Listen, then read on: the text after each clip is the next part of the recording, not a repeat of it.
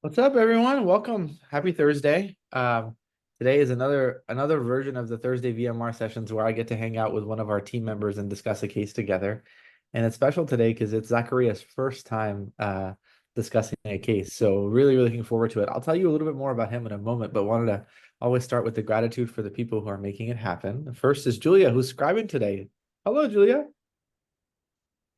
Hello, so good to see you again. What are you up to today? I'll do. I actually did a lot of work for my thesis today, and that was very Hmm. productive. And I went for a long walk, but now my fingers are freezing. I hope they Oh, are getting warm for scribing.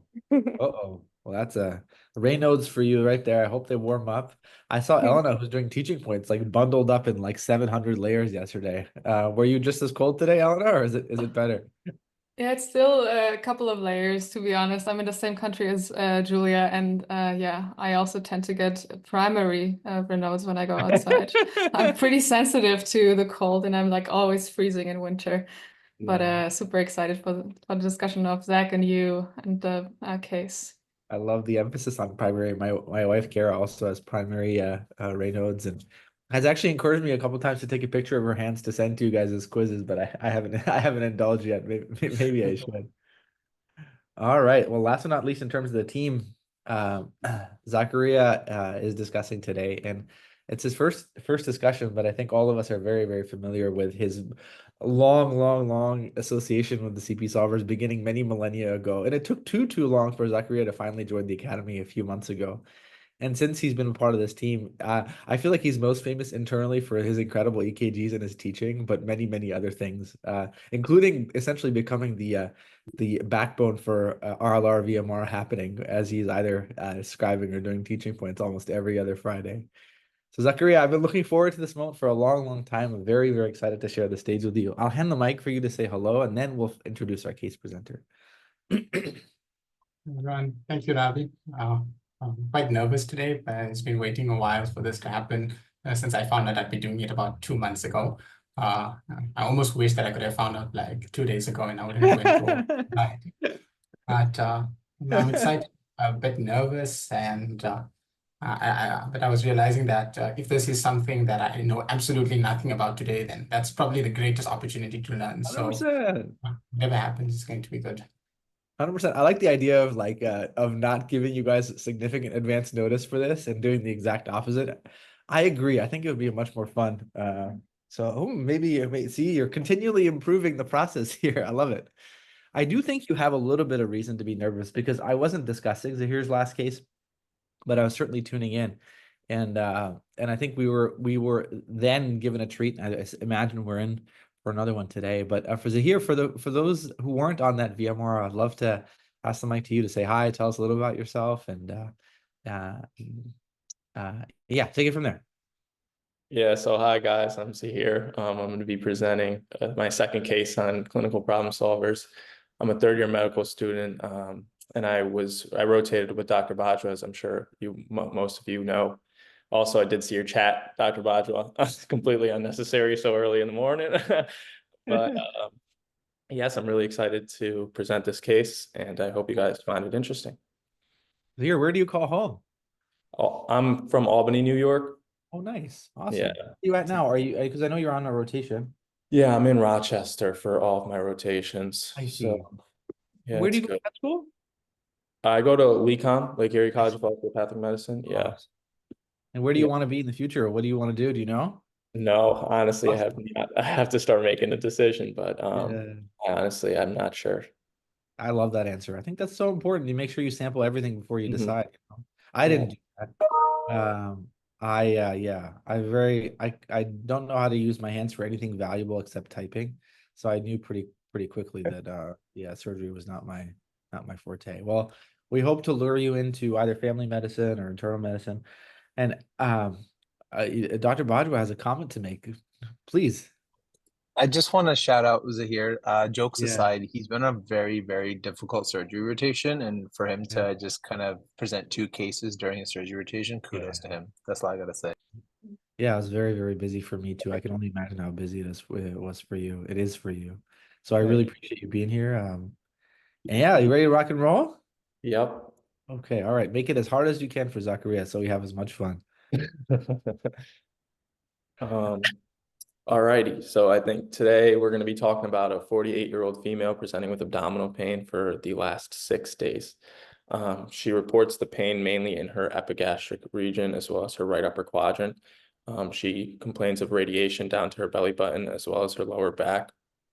She says she's never had this kind of pain before. She describes it kind of as a constant achy pain. The pain is unrelated to meals, but she does have increased bloating with any sort of oral intake, whether it be food or drink. The pain has so far been unresponsive to Pepto-Bismol as well as Tylenol. She says the pain is worse when she yawns or takes a really deep breath, as well as certain positions, she's laying down or going to sleep. She reports intermittent nausea, but no episodes of any vomiting.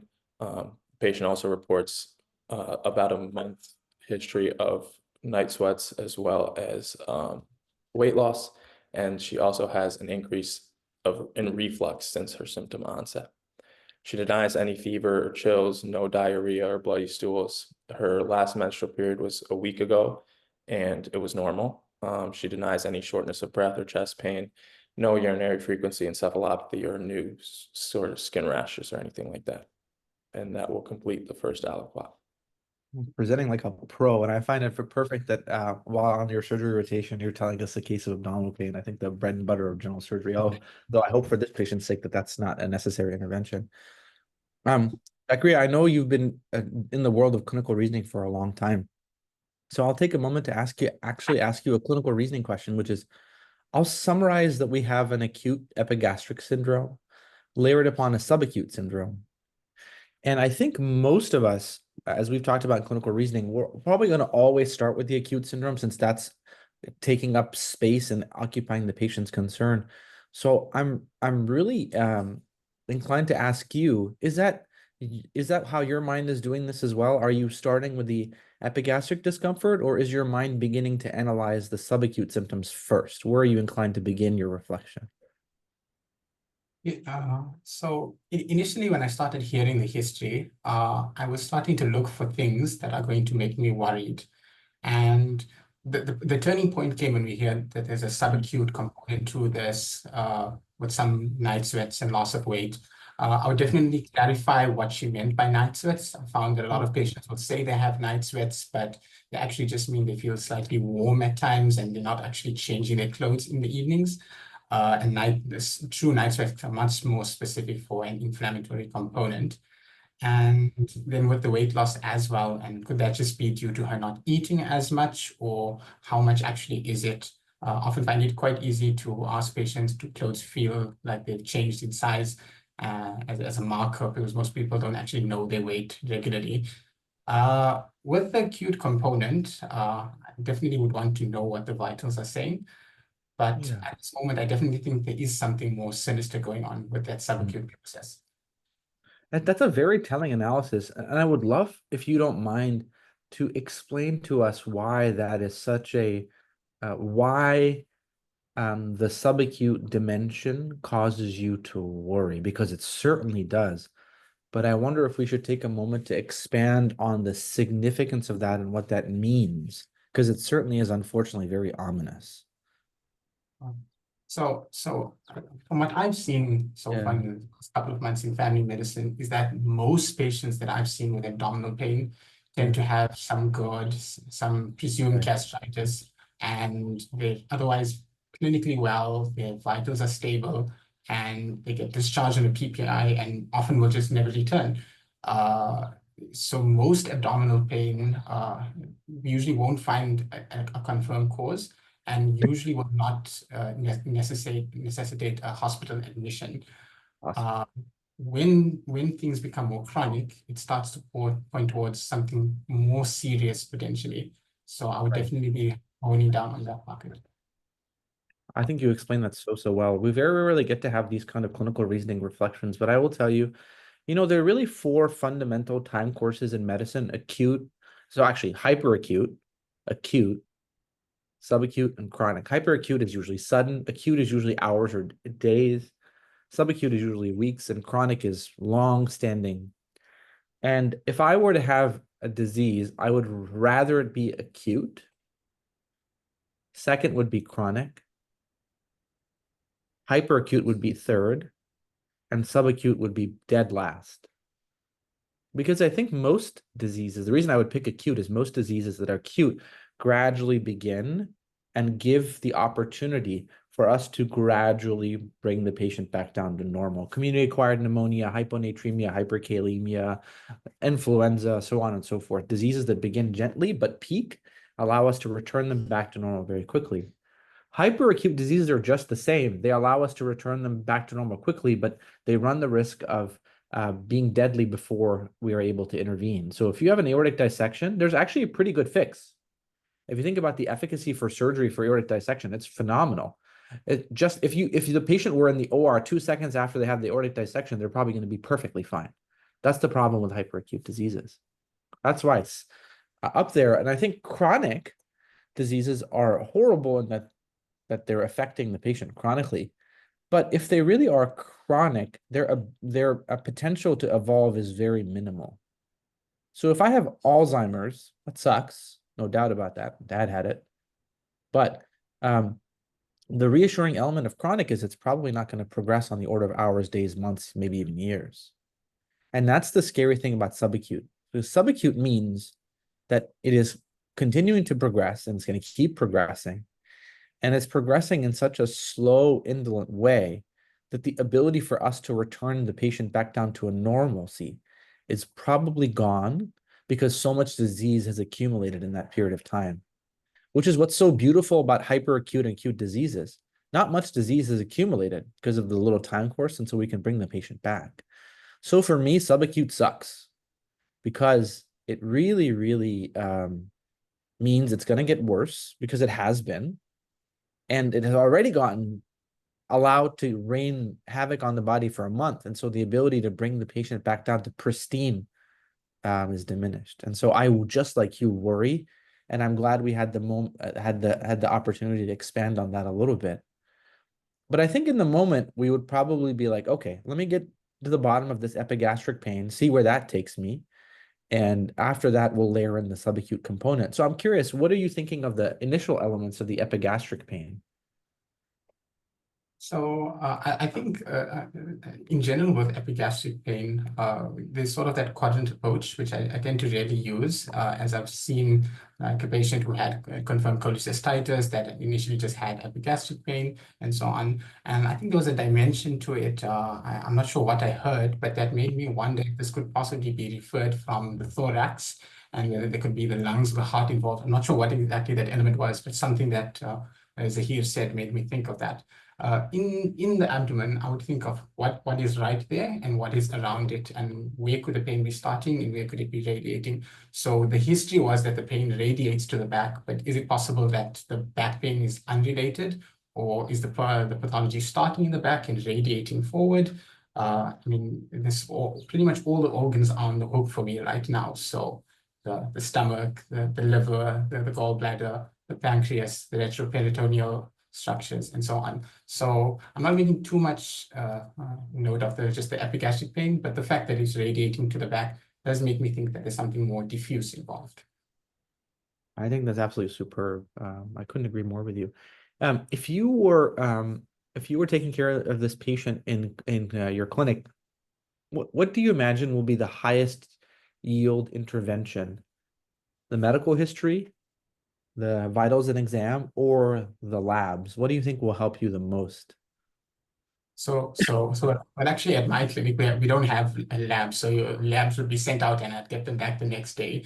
For me, it would be somebody with abdominal pain. The vitals can definitely be abnormal. And when they're abnormal, they're extremely worrisome. But I've seen many patients who have an acute abdomen who need surgical referral come in with actually normal vitals. And I've just found absolutely fascinating that somebody can be clearly peritonitic and yet not have a tachycardia and not have a blood pressure. I mean, I assume that's often that perhaps early in the course, especially with younger patients, that can compensate. So for me, it would be the physical exam mostly and actually just touching the patient's abdomen and seeing how that is. I couldn't agree more with you. I think the physical exam is a phenomenal tool to tell you how bad this problem is. and the labs are to tell you what the problem is. So if you can imagine, like if I just tell you, hey, we learned this patient's lipase is 700, and you're like, okay, cool, I know they have pancreatitis. How will you know how bad it is? The exam. If I tell you that this patient has a bilirubin of 13, how will you know if they have cholangitis or not? The exam. And the vitals an exam. So whenever you're solving epigastric pain, you'll find yourself that like the exam really tells you how much to worry, but often does not give you a sense of where the problem is unless you get lucky with jaundice or with some other subtle clues. So let's pay attention to that and see if that rule holds out. The medical history is often negative in young people, but we'll see. Maybe we'll have a really intriguing medical history. But I'm really intrigued in the exam to tell me how worried I should be. And I'm most invested in the labs to tell me, well, what I should be worried about. That was an awesome discussion of subacute, of how you think about epigastric pain. You're off to a whopping start. This is going to be a very high level conversation. So let's give Zahir the mic back. Tell us more. I guess. So yeah, that was great. In terms of the second aliquot, her past medical history is significant for depression as well as substance abuse. Her social history, she smokes half a pack a day. She's been doing that for about over 15 years. Denies any alcohol use. She does have a history of IV heroin use, but quit around 10 years ago. She's sexually active with one partner for the last 2 months, and prior to that partner, she has not been sexually active for over 3 years. The patient has not had any sick contacts, no recent travel, and works in a warehouse for Amazon. Her family history, her mother had diabetes. Her dad had abdominal surgery in regards to some sort of colitis. She was unsure of what that was specifically. She does have 2 children that are in good health. Surgical history was insignificant. She's not taking any home medications, and she does not have any allergies. Her vitals on arrival, she was afebrile, 37 degrees Celsius. Her blood pressure was 108/75. Her heart rate was 90 beats per minute. Respiratory rate was 16 breaths per minute. She was satting 99%, and her BMI was 20.4. In terms of her physical exam, generally she was alert and oriented. She wasn't in any acute distress. Her abdominal exam she was mildly distended. There was moderate tenderness to palpation in both the right upper quadrant as well as the epigastric region with a positive Murphy sign. She also had a palpable spleen with mild left upper quadrant tenderness. There was no guarding or rebound and no costovertebral angle tenderness. She had no scleral icterus. Her mucous membranes were moist. She did not have any weakness, numbness, dizziness, headache, or lightheadedness. Regular rate, regular rhythm, no murmurs, normal pulses. Lungs were cleared auscultation bilaterally. She wasn't in any respiratory distress.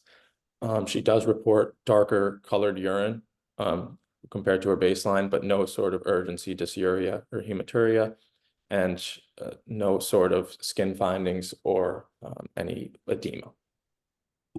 That completes the second aliquot. Wow, a very awesome exam. I think it really moves the needle a lot. What do you think, Zachariah? Oh, I think you're muted, buddy. So I would have been interested to see if there were any sort of baseline blood pressures before to know if this is normal for her or potentially low. But the vitals don't really stand out to me. Her BMI is slightly on the lower side, which may point that the weight loss that she had was actually true.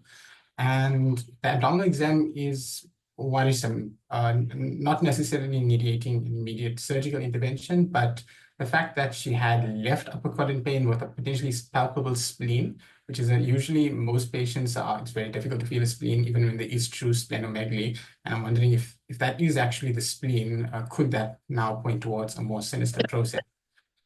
With regards to the dark urine, I probably want to see it myself and do dipsticks. It's easy that she could just be mildly dehydrated and that's not anything significant, or it could be a true pivot point that there is something in the urine potentially as part of the syndrome. With regards to the positive Murphy sign, I'll be honest with you, I'm not sure how often I found it positive in patients with suspected gallbladder pathology. And if truly positive, it is a sign of cholecystitis, and she's certainly at the age with the risk factors and so on to potentially have a process like that. But I would probably need some form of imaging before moving forward. Yeah, I completely agree with you. I think the imaging is going to be really, really key in this situation, which is not necessarily true for most patients with epigastric pain. You know, I think that and many times we might image look for the gallbladder, but other times all things are negative and we diagnose peptic ulcer disease. And so, yeah, I would just emphasize that that this exam is so powerful. And I think the question that I'm left with, Zachariah, is the palpable abnormality in the left upper quadrant, namely the spleen, so large that it is extended into the epigastrium, and the source of the epigastric pain is not primarily an epigastric structure, but the invasion of a left upper quadrant structure, namely the spleen, into the epigastrium. And I think that's the tension in this case too.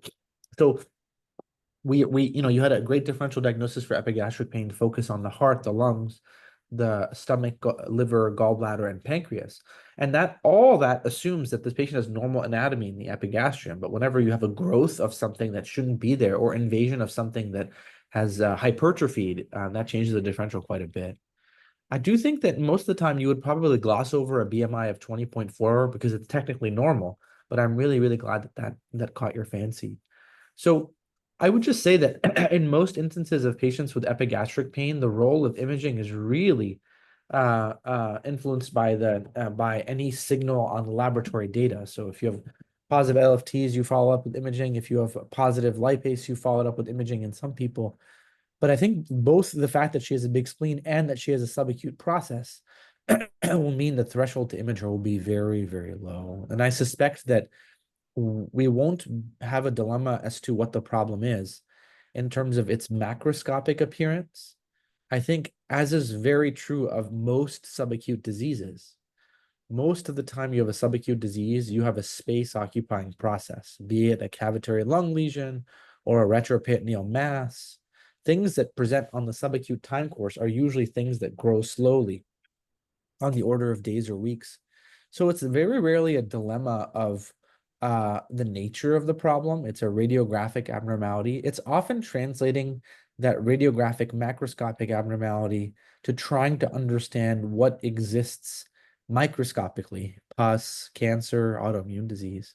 And so I think that that's what you're saying, right? Is you probably want to image her to begin the journey from radiology to pathology, which hopefully will obviate the need for actual tissue if you can get a diagnosis through other means.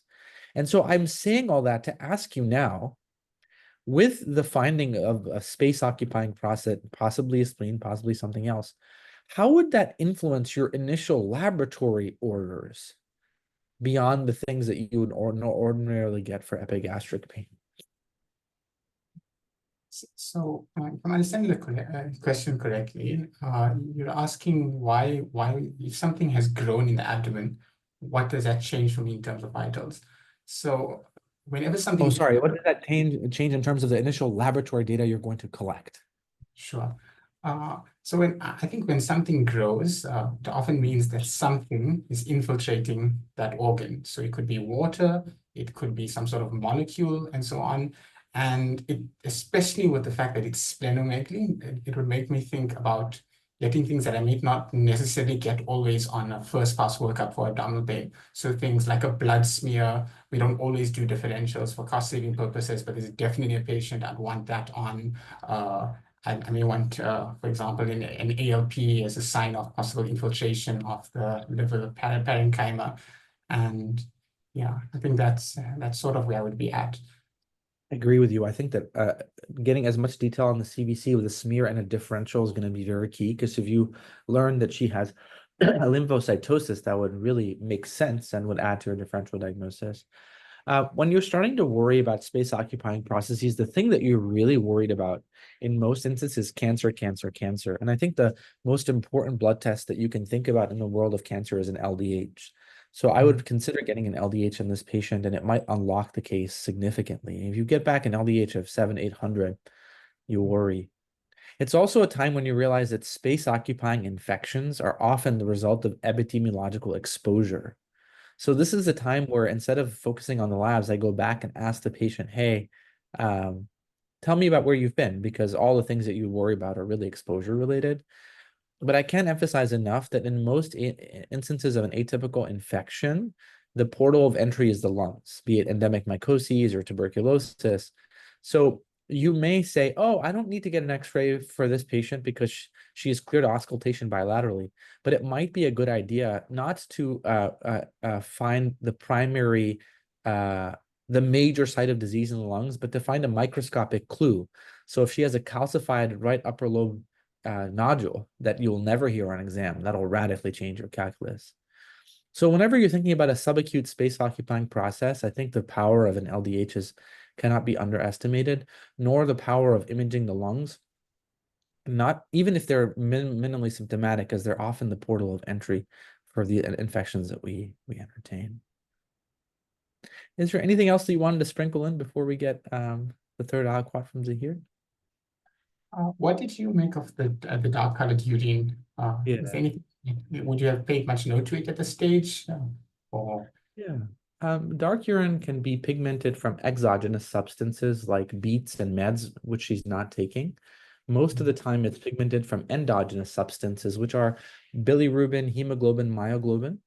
And all those things leave a signature in other places. And the other places they would leave a signature is the eyes or the hemoglobin. And so I actually do not see it in her eyes. So I'm waiting to see if she's anemic to make significance of it. So I put it to the side for now.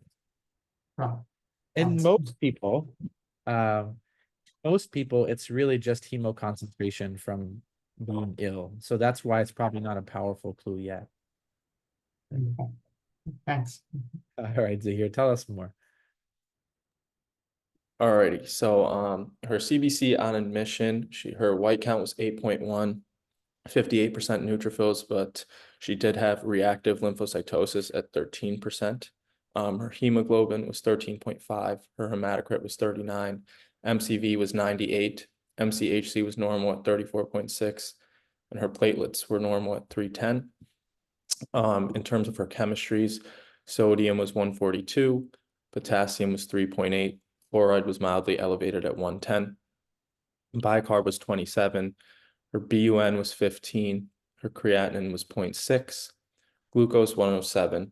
Calcium 8.6. Albumin 3.8. Her total bilirubin was 0.9. Her AST was 546. Her ALT was 860. Her ALP was 313. INR was 1.1. Lipase was 33. Pregnancy test was negative, troponin's negative. Planned urinalysis, her LDH was elevated at 363, and her GGT was also elevated at 348. And that completes the third aliquot. Very interesting there. Oh, all right. What you got, Zachariah? What happened to your thinking there? And I'd have to, I'm not sure if that, so the lymphocytosis, usually it's not common. And most of the time when I do see it, I'll probably just think about a viral infection like EBV and CMV. And after thinking about that and then looking at the liver enzymes, where you have sort of a mixed picture that's mostly hepatocellular predominant, I'd firstly again want to go back and really question that medical history with regards to the meds and so on, because too often people, when you really push, people will actually think of things that they hadn't initially thought were relevant. And then after that, it would really make me wonder what could be causing this degree of liver enzyme elevation. So this is not alcohol-induced hepatitis. It's most likely something drug-related, something infectious-related. And the LDH is sort of borderline high. I've ordered LDHs so many times, and most of the time it's in the 200s, just a little bit above normal in so many people with sort of any acute illness. And I'm not sure if 363 is high enough to make me think that it's a true pivot point in this case. I think for me, the liver enzyme elevation really would want me to get imaging now, as well as some vital serologies, especially with that lymphocytosis. Yeah, I think that your analysis is absolutely superb. I have nothing to add to it, but just to take a moment to explain LDH. LDH is released from cells. And before we come to the conclusion that it's released from cells that should not be there, i.e. cancer, you have to ask the question, is it being released from cells that are actually expected in the body? And the checklist that you can do are 3 laboratory-based releases and 3 imaging-based releases. So in the labs, you wouldn't be surprised if somebody's LDH is coming from hemolysis, destruction of red blood cells. On labs, CK, destruction from muscle cells. And finally, on labs, liver cells.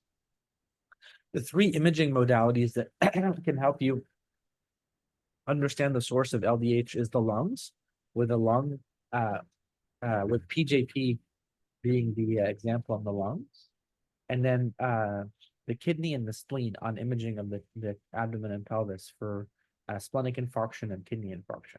So here, I think you can come to the pretty simple conclusion that the source of this LDH is from the liver cell destruction, because the LDH, as you said, is very minimal and is in proportion with the amount of hepatocellular enzymes she's releasing. If the LDH were 1500 and the AST was only 500, then I think you'd say, wait, that's way out of proportion. Does she have another process? So I agree with your analysis of the LDH. So this case really becomes a case of a subacute inflammatory syndrome in a patient with hepatitis and presumed splenomegaly. And I completely agree with you. Before you start to solve this problem, you really need to understand, is the splenomegaly really part of this calculus, or is it a fake out? Because it would change the differential diagnosis radically. And so the value of imaging would be to understand, are you dealing with a diffuse liver process or a focal liver process? So it wouldn't be surprising that the patient has a large hepatic mass. But I think we would probably expect to see more cholestasis and less hepatocellular destruction, though I've seen some instances where a patient has hepatocellular disease with a large mass. So I think we're very close to being able to define this problem. And I think the open questions are, is the spleen big or not? And is the liver disease a space-occupying liver disease, or is it a diffuse hepatitis? And after that, I think we can really start to crystallize the problem and propose solutions. I don't think there's any emergent empiric treatments needed, nor are there any emergent diagnostic hypotheses, because the patient does not have the liver emergencies of cholangitis and acute liver failure. So I think you can, in real life, save your cognitive energy and wait to the imaging modality to help you crystallize the problem and use your neurons with more efficiency. Awesome, awesome job. All righty. Why don't you give us the next aliquot to hear, and then we'll see where things go.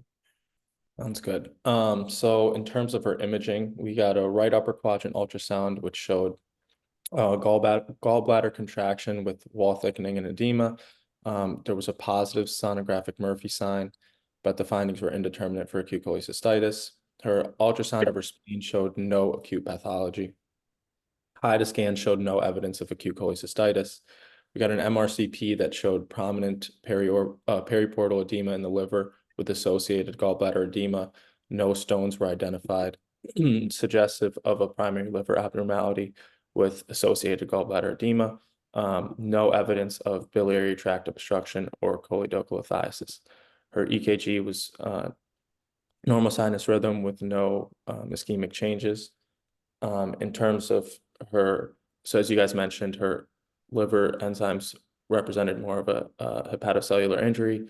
Her hepatitis A antibody was negative. Her hep B surface antigen was negative. Core antibody was negative, as well as her surface antibody was negative. Her hep C antibody was positive. And we sent out an RNA PCR as well for her viral load. In terms of her other serologies, her HIV was negative, CMV was negative, EBV was negative, syphilis was also negative. Her ANA was negative, IgG level was normal, her anti-mitochondrial antibody was normal, and flow cytometry was negative for any abnormal T and B cells.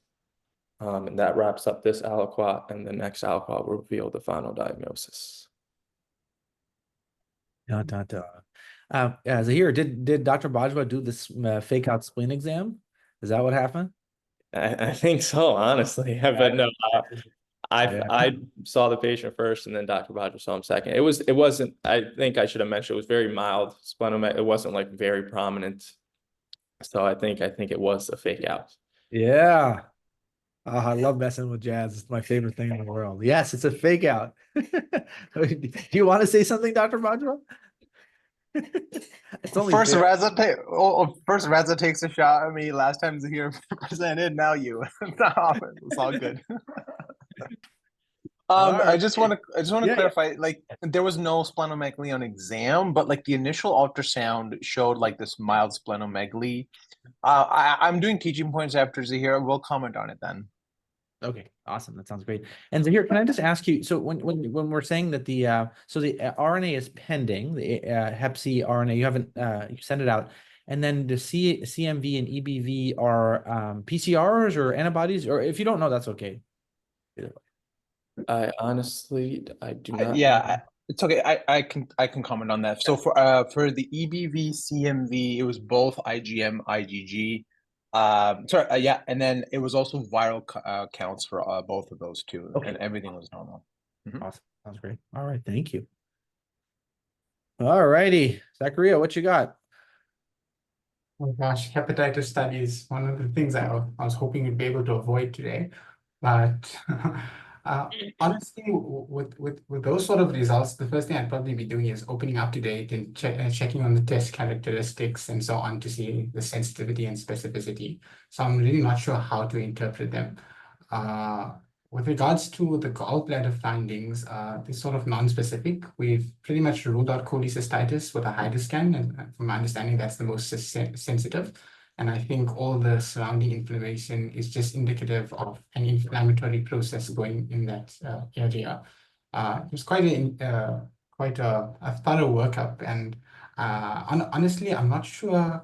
Like at where we are, how far we would have pushed with regards to sort of an autoimmune screen as part of a first pass workup, and that's where I'm at right now. Yeah, no, I think that's absolutely superb. As we try to sort of tackle this problem together, maybe it's helpful to, now that we have a lot of data, to sort of summarize. So what would be your problem representation thus far?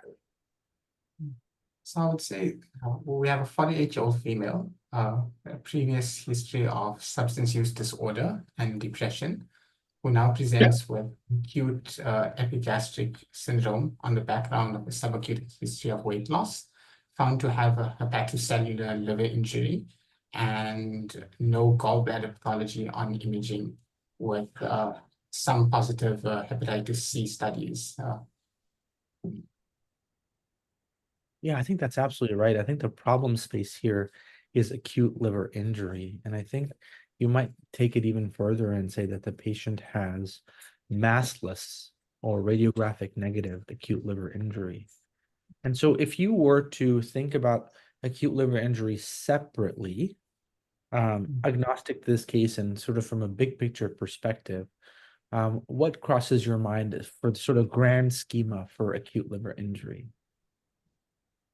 I think in our setting, the most common causes are by far drugs. So drugs would be 1, 2, 3, followed relatively closely by any cause of ischemic hepatopathy and decreased perfusion. And then lower down on the list, although relatively common, would be viral infections of the liver. The rest of the things that cause an acute liver injury are extraordinarily rare, and I'll probably really want to invest my time in those first 3 before a sort of a second pass workup. Yeah, absolutely superb. I think that if you really are in the problem space of acute liver injury, just like acute kidney injury, the vast majority of cases of acute liver injury are actually not in the intra-liver, they're really around the liver. So as you said, perfusion to the liver in the form of ischemic hepatitis and obstruction of the liver in the form of biliary disease are by far and away the 2 most common causes of acute liver injury. However, none of those things are at play here, given the absence of perfusion issues and the negative ultrasound to suggest stone disease, let alone the subacute time course, which is not in keeping with those 2 conditions. And so I think you can comfortably move to the parenchymal causes, and the parenchymal causes are really best thought of as sets of 2 in a tier of in 3 tiers. If you take all comers, Infection and drugs are by far and away the most common worldwide. That's the first tier. The second tier is autoimmune diseases and metabolic conditions. The autoimmune disease in reference is autoimmune hepatitis, excuse me. And the metabolic diseases are really Wilson's disease that presents acutely and some other less common genetic conditions. The final tier are cancers that can infiltrate the liver in a radiographically subtle way, like lymphoma. And then finally, pregnancy-related liver diseases, of which acute fatty liver or pregnancy is the most common. That latter category skyrockets to the top in the right clinical context, of course. And so here we are saying, should we move past the first phase? And I think the answer is no. You shouldn't, because you don't have your hepatitis C testing yet. But I will also say that the reason you should be especially worried about infection is if you think about the vast majority of drug-induced liver diseases, they don't carry a subacute tail. And so the fact that she's been feeling unwell for so long is very evocative of the incubation period of infectious diseases of the liver. And the infectious diseases of the liver are, of course, the hepatitis viruses, but also the herpes virus. So I think it was really important and wise to send the EBV and CMV. But I think the real conversation that we should have in real life is, why should we even bother doing anything else until we know what her hepatitis C status is? And frankly, in real life, I wouldn't spend a lot of diagnostic time or money or cost or the patient's time, because her hepatitis C status is still unknown. So I think the question for us to discuss is how you diagnose hepatitis C infection, and whether you think that's a plausible explanation for acute liver injury, or whether it's actually a more chronic condition. So let's talk Hep C. What do you think about Hep C as a case here, and how do you go about diagnosing it? Right. So this is a big learning opportunity for me. I know there's antibodies and viral loads and PCRs, but how to interpret them, I've never seen a case of hepatitis C really. All I know about it, that usually causes chronic liver disease with the risk of cirrhosis and those complications. It's relatively rare to present acutely to subacutely, as I suppose most patients who get it acutely generally are not symptomatic and will only have the symptoms much later on in the disease course. Yeah, despite not seeing it a lot or ever, I think your knowledge base of it is very robust. Again, we're spending a lot of time on Hep C, not because I think that you can tell that it's the final diagnosis, but I would tell you that it's probably the wisest investment of your energy. And so an opportunity for us to refine our illness script for it. Hepatitis C is the most common cause of infectious hepatitis in the United States. It is, like you said, the vast majority of patients present with chronic liver disease, about 80%. The 20% that do present with acute liver disease are often young women. And it's actually great for them to present with acute symptomatic liver disease, because their ability to spontaneously clear the virus is much higher than if they present without symptoms. So you can view this, if this turns out to be a hepatitis C, as the patient fighting back against the virus and increasing her chances of clearing it. And so when patients present symptomatically with acute hepatitis C virus infection, they are not offered treatment right away. They're offered surveillance PCRs to recheck their hepatitis C viral load, and if negative, they're done. They don't need treatment. And so, I'll see you later. Bye. And so, in this circumstance, the question is, do we know if she has acute hepatitis C or not? And I think the answer is no, because the RNA would be key. The possibility that she had hepatitis C and cleared it looms large. But probabilistically speaking, hepatitis C virus is the most common cause of parenchymal acute liver injury in the United States. So if you just take base rate and you say, she has acute liver injury, I've ruled out biliary diseases, I've ruled out ischemic disease, acute hepatitis C virus is by far and away the most common cause. So I would be holding my breath until this RNA comes back. And I think that if it's negative, I think then we have to dig deeper into that schema. If it's positive, then I think you have an answer. And I think it'll be a dilemma whether to start treatment for hepatitis C virus now, or to do a follow-up, recheck her PCR to see if she spontaneously clears it. For the sake of time, I know both Zahir and Jas have some teaching. So let's hear from them, and then we'll see what your reflections are afterwards, Zakaria, okay? Alrighty, Mike is yours, my friend. Great. So the viral load did come back very high at 16.7 million.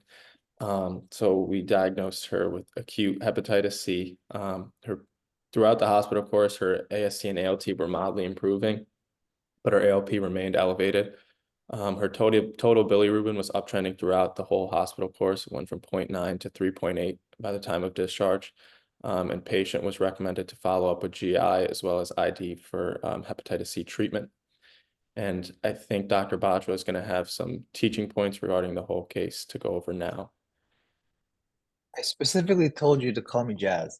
Um, so yeah, first of all, great discussion, and the chat was like so on top of everything. Like it was pretty impressive because when this patient first came to us, you know, with the questionable splenomegaly, the LFTs, we were concerned for like a mononucleosis type of syndrome.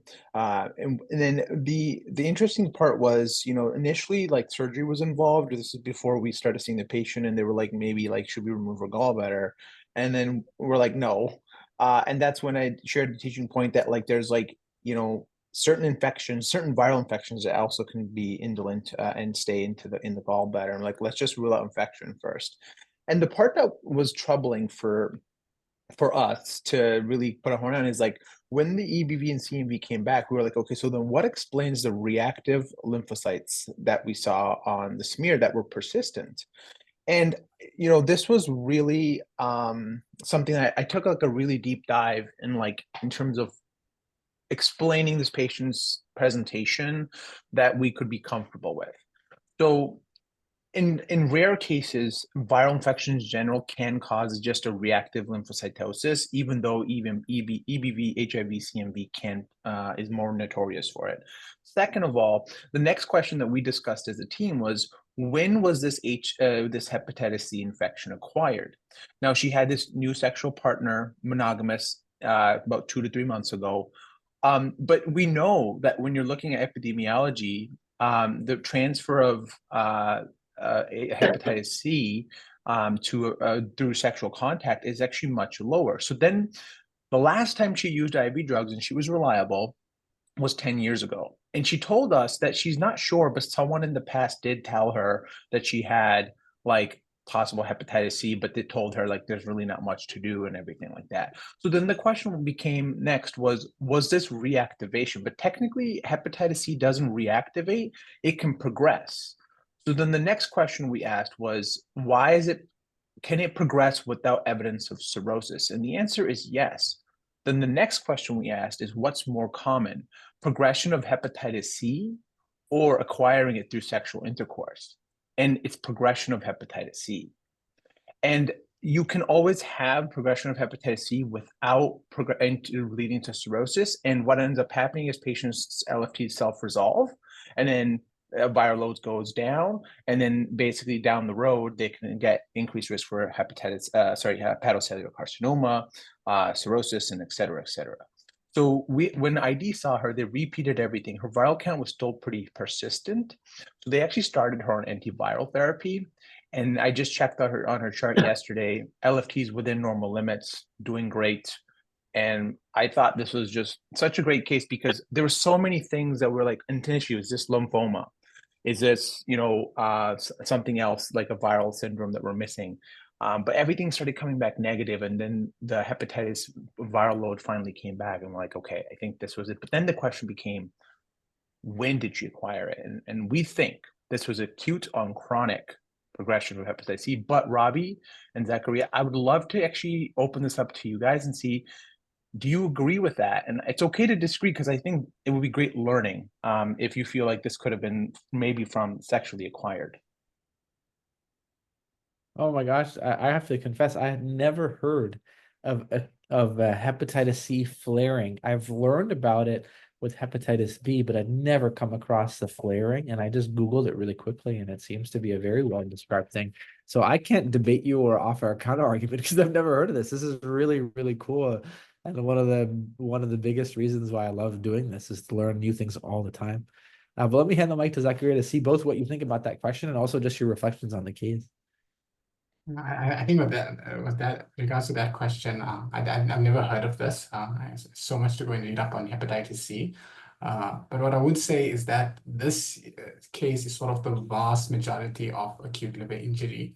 And I get very excited when I see liver enzymes in the thousands, and you always start wondering about the esoteric things.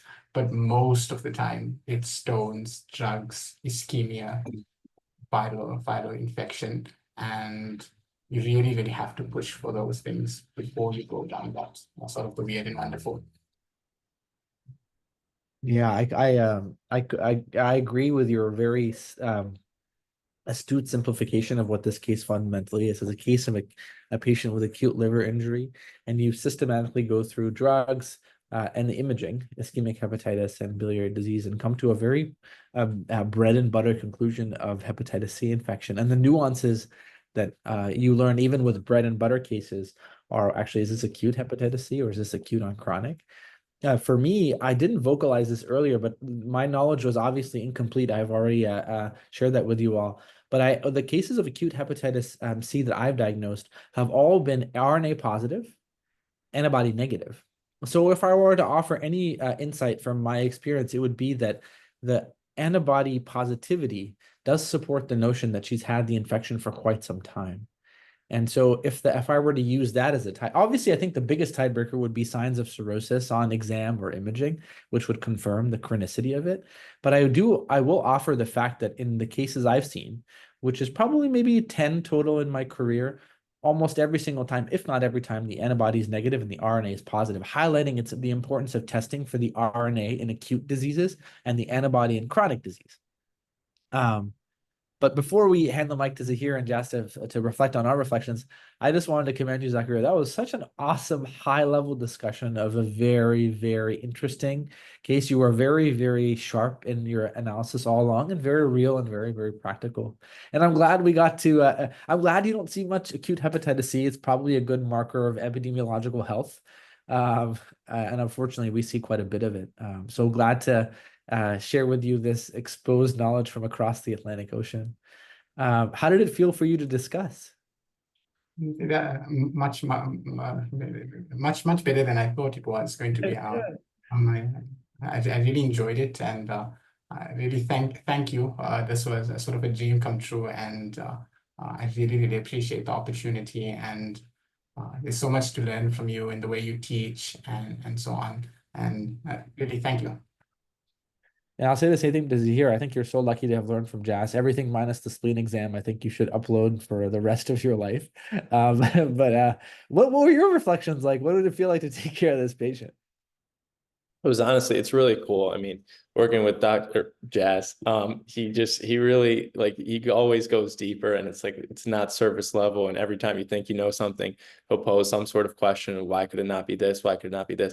And really, I think that's in the patient's best interest as well as a student and in my best interest, because it expands my horizon on diagnosis, on workup. And it was honestly, I'm going to be forever grateful for working with Dr. Bosch.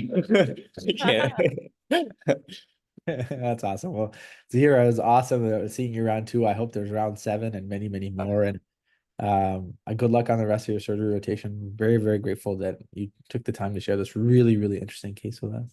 Thank you so much. I hope I'm back. Yeah, fingers crossed. All righty, Elena, the mic is yours, my friend. Hi, everyone. What a fantastic case I hear. Thank you so much for bringing it, and great discussion, Zachariah. I really loved it. So we started off with a little bit of the time course of the patient, which was interesting. Generally, we differentiate hyperacute, acute, subacute, and chronic time courses. And they can often give us a clue in which direction we're going to go. So when we compare acute and hyperacute causes, it's interesting that acute diseases often go back, allow the patient to go back to baseline. The same is true for hyperacute causes as well, but they may have acute mortality. They may have like a high mortality and morbidity in the acute setting. We then touched on like the character of abdominal pain. We have talked about abdominal pain many times on VMR, and there's multiple approaches that we can use. We definitely think of emergencies, which the bipneumonic is very useful for, but we also have to think of extra abdominal causes that may be radiating to the abdomen. So how we define the acute abdomen is that it's sort of a loose definition, but states that that an acute abdomen warrants immediate surgical intervention. We then talked about what can help us in patients with abdominal pain as to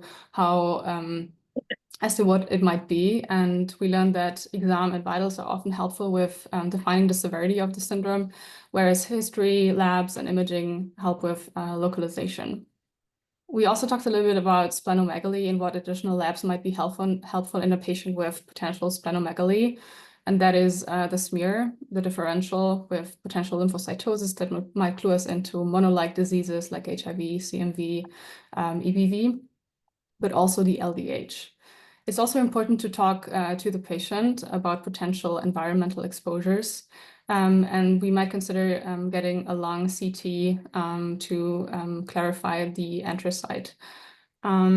We also talked a little bit about the LDH, and the question we really want to answer with a high LDH is what cells are being destructed. Sometimes the labs may help with an elevated LDH. It may show hemolysis, CK elevation, or LFT elevation, as in this patient, or imaging might help us, for example, in the patient with PJP or kidney spleen infarction. I also recently learned that LDH is a great value in PJP infection because it has a great negative predictive value there. With the LFTs, we then learned that the patient was having acute liver injury, and the most common causes are actually extrahepatic, so obstruction or ischemia. And we only then move on to parenchymal causes like drug-induced liver injury, viral hepatitis, autoimmune causes, metabolic diseases like Wilson's, malignancies like lymphoma, and also, especially in female patients, pregnancy-related liver injuries like acute fatty liver disease.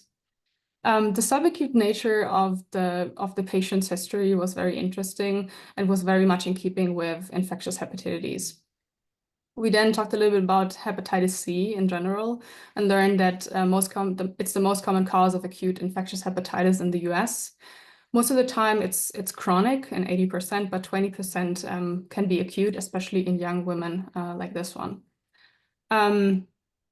The acuity is actually good because there's a higher chance of seroconversion and clearing the virus. And I believe it's the same thing is true for HBV infections as well. That's it from my side. Amazing. Oh my gosh, that was such a great distillation of everything, including your own pearls about PJP, which I love. You've become a pro at this, Anna. Thank you so much.